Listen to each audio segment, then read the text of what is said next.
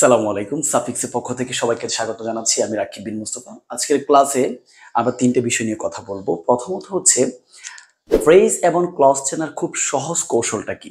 2 number হচ্ছে কিভাবে খুব সহজে ফাইনাইট এবং নন ফাইনাইট ভার্ব চিহ্নিত করা যায়। এবং সর্বশেষ আমরা দেখব যে ইংরেজিতে ভার্বের কয়টা ফর্ম থাকে এবং প্রত্যেকটা ফর্ম কেন আমাদের জন্য গুরুত্বপূর্ণ। চলুন দেখে নেওয়া যাক। প্রথমেই আমরা একটু দেখে নিই যে ইংরেজিতে ভার্বের কয়টা ফর্ম থাকে। ইংলিশে ভার্বের ফর্ম থাকে 6টা, 6 ফর্ম অফ ভার্ব। 6টা ফর্ম আমরা একটা ভার্ব দিয়ে প্র্যাকটিস করতে পারি। আমরা যদি গো দিয়ে প্র্যাকটিস করি, গো, goes, went, two go, going, গন। আপনি অন্য ভার্ব দিয়েও প্র্যাকটিস করতে পারেন, তবে যে ভার্ব দিয়ে প্র্যাকটিস করেন না কেন 6টা ফর্ম হবে।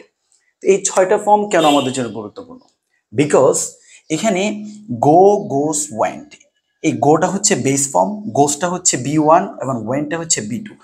এই তিনটা ফর্ম যদি আপনি কোনো সেন্টেন্সে দেখেন তাহলে সেটাকে আপনি ক্লজ বলবেন এবং দ্য সেম টাইম সেটা হবে ফাইনাইট ভার্ব। আচ্ছা, পরবর্তী পার্টে যেটা দেখবো এটা হচ্ছে to go, going, gone.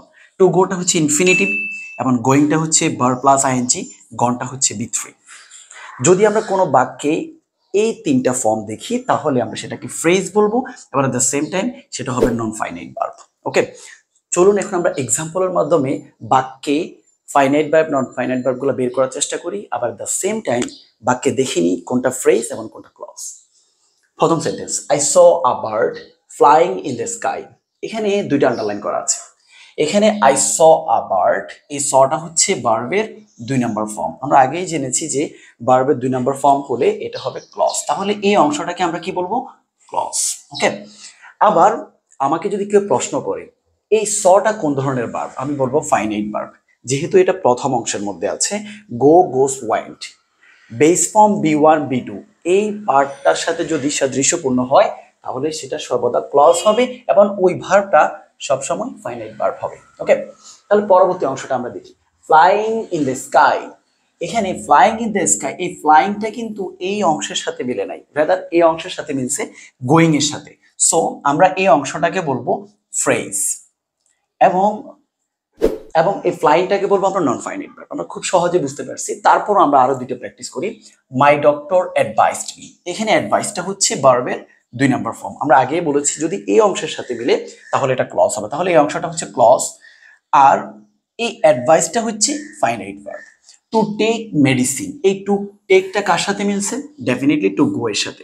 So এই অংশটা হচ্ছে ফ্রেজ এবং এই টু টেকটা হচ্ছে নন ফাইনাইট ভার্ব।